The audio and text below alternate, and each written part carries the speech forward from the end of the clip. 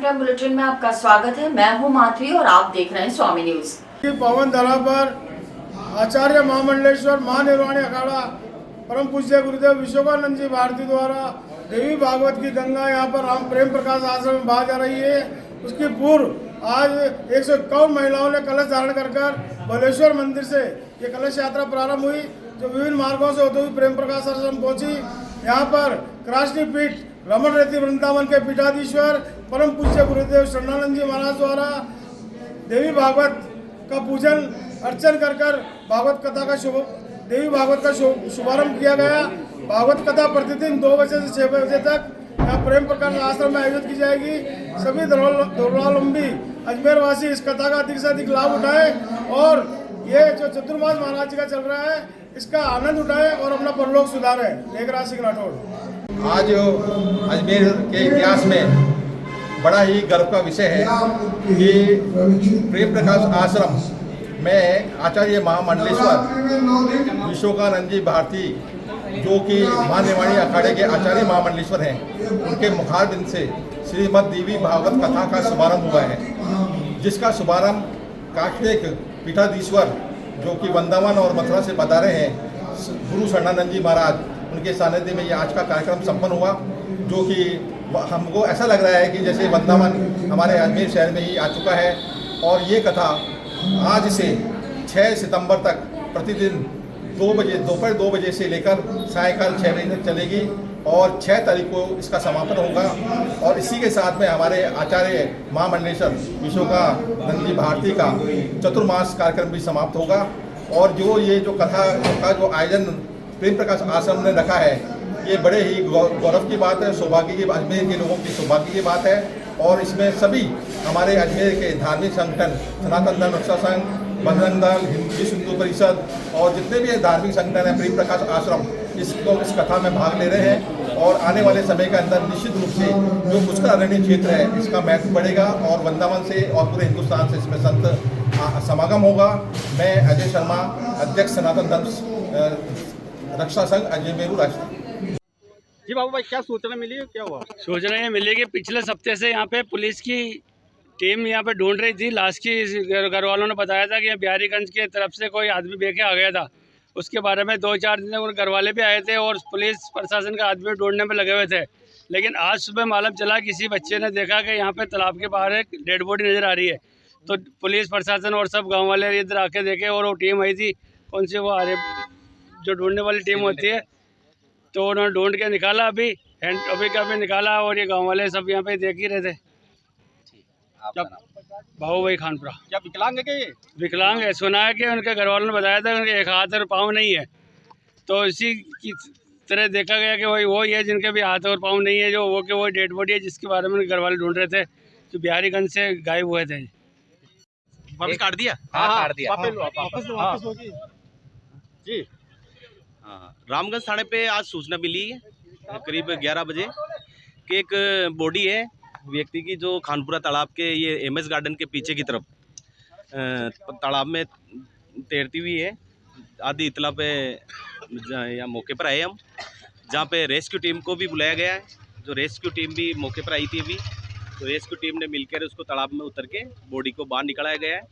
अभी बॉडी का फिलहाल पता नहीं है कि बॉडी कौन है कौन नहीं है। बॉडी को जेलन मोर्चरी भिजवाया जा रहा है अभी, और जैसे भी कार्रवाई होगी वो कार्रवाई की जाएगी। विकलांग लग रहा है? हाँ, एक हाथ कटा हुआ है इसका, एक पैर भी थोड़ा अपाहिज है। तो जैसा भी आगे होगा वो कार्रवाई की जाएगी। मेरा नाम प्रकाश चंद भाटी, पुलिस थाना रामगंज में। मनोज जी हैं, ये शुक्रवार को नाले में गिरे गुजर धरती के वहाँ, और मेरे पास में 9 बजे के पास इनकी बहन का फ़ोन आया कि मनोज जी गिर गए हैं। हम उस दिन वहाँ गए, वहाँ पर 2-3 बजे तक रेस्क्यू टीम ने पूरा प्रयास किया अपना। फिर अगले दिन पूरे दिन उन्होंने जो भी कार्रवाई करनी थी करी। कल यहाँ पे खानपुरा तालाब में और यहाँ इधर सब जगह ढूंढा, और आज हमारे पास में फ़ोन आया कि भाई ऐसे ऐसे मिले हैं, तो हम उनकी इंक्वायरी करने आए और वही बंदे हैं। क्या नाम है? कहाँ से? मनोज और गुजर धरती से गिरे हैं। अच्छा, उनकी बहन मेरे साथ काम करती है, तो उनका विकलांग क्यों क्या? हाँ विकलांग कोटे में है।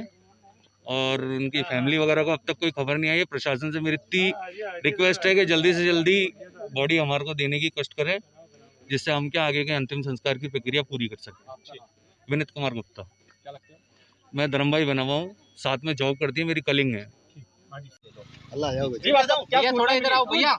सूचना एक सेकंड जी हाँ सूचना ये मिली आज कि आदर्श नगर के जो प्लांट है उसके पीछे एक लाश दिखी गई है और वहाँ से तत्काल निकल गए और कम समय के अंदर हमने ये रेस्क्यू पूरा करा। लगातार ये 4-5 दिन से लगातार इसकी तलाश कर रहे थे, तो ये बारिश रुकी, उसके पानी के बहाव से गुड़कते हुए ये खानपुरा तालाब के अंदर पहुँचा। कौन है, क्या विकलांग कौन है? ये लड़का विकलांग है, एक हाथ एक पैर नहीं है और ये गुजर धरती का रहने वाला है। जब लगातार सूचना मिली थी तो लगातार सूचना करने के बाद आज ये बॉडी प्राप्त हुई है। Dilip Mathur, civil defence all team. Kharif season में जो हमारी मूंग, उड़द, ज्वार, बाजरा फसलें बोई है वो नष्ट हो गई। आज हम नसराबाद विधानसभा क्षेत्र सहित अजमेर जिले के सभी किसान एकत्रित होकर आए हैं और हमारा दर्द लेके आए हैं। और ये मूंग की फसल है, ये 60 दिन की फसल होती है और देख लो 60 दिन में पक्के तैयार हो जाती है, लेकिन अब की बार लगातार बरसात से, अतिवृष्टि से इसमें फल फूल पाल सब झड़ गया और गल गया। और ये चारा हमारे पशुओं खाने के जवार ये भी गल गए, चारे का भी संकट है। तो हम राज्य सरकार, कलेक्टर के माध्यम से राज्य सरकार से मांग करते हैं कि अति शीघ्र स्पेशल गिरदावरी के आदेश दे, खराबा का आकलन की रिपोर्ट लिया जाएगी। इसमें फसलों में कितना खराबा और जो खराबा बनता है उसका सही आकलन करके क्रॉप कटिंग करके, क्रॉप ही नहीं क्या कटिंग करोगे, लेकिन फिर भी हम कह रहे हैं कि जो भी आपके नॉर्म्स है वो पूरे करके हमें प्रधानमंत्री पीएम फसल योजना से किसानों को 7D के तहत मुआवजा दिया जाए। मैं आपको उदाहरण दे रहा हूँ, ये मूंग है, सभी किसान बीमा करवाते हैं अपने केसीसी इदारों से। एक तो बीमा कंपनियां agriculture insurance company of India Ajmer जिले में अधिकृत है, तो प्रति हेक्टर 6 बीघे में हमारे किसानों के खाते में से 998 रुपए काटती है। और कंपनी कहती है कि आपकी अगर 80% फसल खराब हो जाएगी तो आपको 49,420 रुपए मिलेंगे। अगर मैं बीघों में काउंट करूं तो 158 रुपए मूंगों के प्रति बीघा काटती है और आप 80% फसल खराब हो जाने पे 7,907 रुपए मिलेंगे। तो हम इसके हकदार हैं और इसके तहत हम कानूनी कार्रवाई पूरी करने आए हैं कि आप कैसी भी तैयारी अपने कंपनियों के प्रोफेसर को भेजो, सर्वेयर को भेजो, गिरदावर को भेजो, तुम्हारे पटवारियों की टीम भेजो, तहसीलदार को भेजो। और किसान मर चुका है महंगे खाद बीज लगा के। मैं बालूराम बीचर, भारतीय किसान महासंघ का जिला अध्यक्ष है। वो एक दिन का आउटडोर है और 3 पेशेंट्स को 3 दिन के लिए यहाँ रहना होगा। उनका खाना पीना रहना सब कुछ टोटली 100% फ्री है।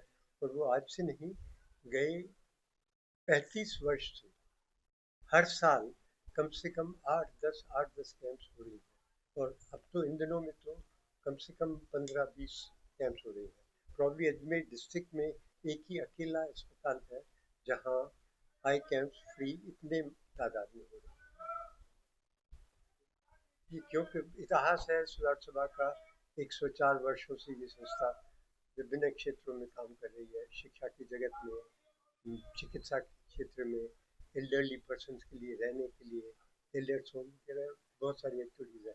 स्किल डेवलपमेंट पे बहुत ध्यान दिया जा रहा है, सो दैट परिवार केवल समाज पे डिपेंडेंट न हो, जो अफोर्ड नहीं कर पा रहे वो डिफोर्ड होने के बजाय खुद तैयार हो और खुद को संभाल सके। ऐसा प्रयास किया जा रहा है, उनको स्किल्स दिला।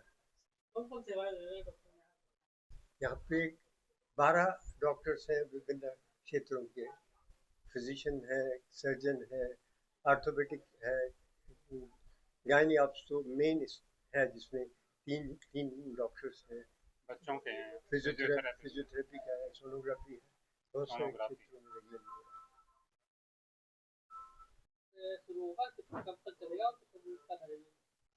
ये एक दिन का ही कैंप है और ये सुबह 9 बजे से लेके 1 बजे तक तो हमारी ओपीडी है, जैसे कि मैडम ने बताया। उसी में से जो भी लोग होंगे जो कि एलिजिबल होंगे कैटरेक्ट सर्जरी के लिए, उनको लिया जाएगा। तो आज के लिए है। और साथ में हम लोगों ने चेस्ट एंड टीबी की एक विशेषज्ञ हैं डॉक्टर गीता, उनका भी कैंप है। तो फेफड़ों से रिलेटेड जो भी प्रॉब्लम है वो भी आज चल रहा है।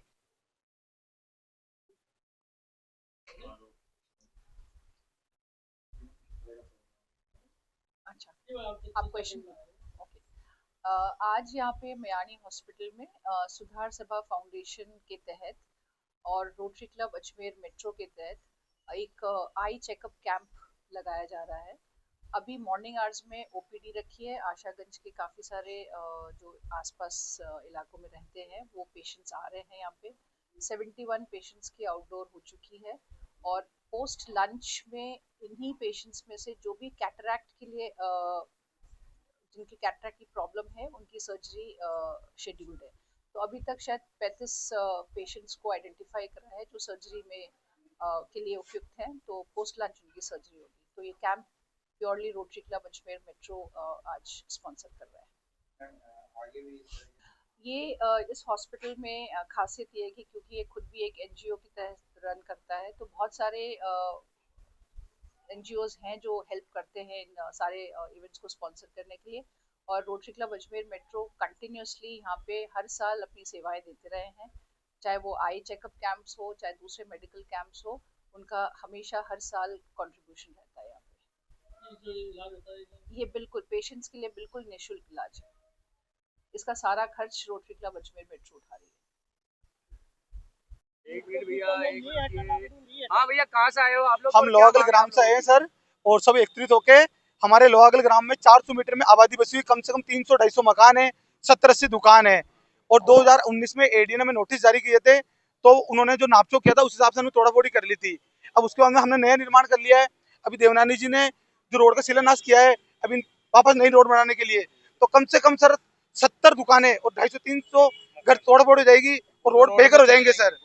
तो सर देवनानी जी से हाथ जोड़ के हमारा निवेदन है कि रोड के 400 मीटर दायरा जहाँ घनी आबादी बसी हुई है उसमें तोड़ा फोड़ी नहीं हो, उसके अलावा रोड कहीं चौड़ी करे, हमारे को कोई आपत्ति नहीं किसी चीज से सर। 400 मीटर दायरे में इतने गरीब रहते हैं, इतनी दुकानें हैं जो खुद चला रहे हैं, घर गुजारा कर रहे हैं, बस उस रोड को लेकर सर कहीं से भी जहाँ आगे से रोड ले चाहे पीछे से रोड ले। और आज सर कम से कम आज 20-30 साल हमारे को देखते हो गए, ममता मिष्ठान भंडार राम भवन के आगे से इतनी मतलब कि 15-20 फीट रोड चौड़ी नहीं है, वहाँ इतना जाम लगता है, वहाँ गस्टेड एरिया कुछ भी मतलब आगे नहीं है। सब पैसे वाले ना सर उन्होंने स्टे ले लिए, उन्होंने नोटिस जारी करवा दिए। अब हमारी इतनी हिम्मत नहीं है सर कि हम स्टे ले सके या आगे जा सके। तो देवनानी जी से हमारा हाथ जोड़ के निवेदन है कि 400 मीटर के दायरे में जहाँ लोहागल ग्रामवासी आज करीबन 500 साल पुराना गाँव है, वहाँ मतलब तोड़ा फोड़ी नहीं की जाए, रोड को इस स्थिति में ही रहना चाहिए। धन्यवाद सर। कलेक्टर साहब का है सर, और हम एडी ऑफिस आएंगे अभी भी, और नहीं होगा देवनानी जी घर पे भी जाएंगे सर, पूरा लोहागल वासी एकत्रित होके। जय सिंह रावत, ग्राम लोहागल। श्रीमान महानिदेशक पुलिस संस्थान जयपुर के आदेशानुसार और श्रीमान एसपी साहब अजमेर के निर्देशन में दिनांक 25 अगस्त से लेके और 31 अगस्त तक एरिया डोमिनेशन की कार्रवाई चल रही है, जिसके अंदर हमारी टीमें निकलती है सुबह 5 बजे और अलग अलग स्थानों पर दबिश देकर, जैसे संपत्ति संबंधी अपराध, दारू का अपराध का धंधा करने वाले लोग और एनडीपीएस का धंधा करने वाले लोग और चोरी नक्काबजनी, इस तरह के जो अपराध करते हैं, जो चालानशुदा अपराधी है, उनके हम घर जाते हैं, दबिश करते हैं। उसके अलावा हमारे जो प्रकरणों में जो वांछित मुलजिम है उनको भी हम लेके आते हैं। और इसी कार्रवाई के दौरान हमने दिनांक 25 से लेकर आज तक 26 तारीख को हमने 4 टीमें गठित की है, जिनमें हमारे 17 टीमें गठित की है, जिसमें 24 लोग थे हमारे। इन टीमों ने हमारी कार्रवाई करते हुए 22 स्थानों पर दबिश दी और दबिश देकर हमने 2 स्थायी वारंटियों को गिरफ्तार किया 26 तारीख को, और लगभग 17 जगह हमने लोगों को चेक किया। उनके फोटो, ये जो हमारा राजकोप पर एक हमारा ऐप चलता है, उससे फोटो मिलान करते हैं। फोटो मिलान करने पर उस व्यक्ति का हमें मालूम ही चल जाता है कि ये व्यक्ति अपराधी है या इसके अलावा मुक्त में है, उसका उपयोग हम करते हैं। और हमने 5 एचएस अब तक हमने चेक किए हैं। एचएस को हम थाने पे लाते हैं, पूछताछ नोट बनाते हैं और उसको पाबंदी की कार्रवाई करते हैं। हमने अब तक 3 दिन की कार्रवाई में 5 लोगों को हमने 151 में गिरफ्तार किया है, जिनकी गतिविधियां संदिग्ध थी। इसी दौरान कल हम हमारे जो आईओ काम कार्रवाई कर रहे थे, तो एक व्यक्ति के पास में धारदार हथियार मिला, उसका नाम था अरबाज अली पुत्र अनीस। उसको हमने आर्म चेक में बंद किया है और उसके खिलाफ हमने कार्रवाई की है। और इसी के साथ समाचार बुलेटिन समाप्त होते हैं। मुझे दीजिए इजाजत, देखते रहें स्वामी।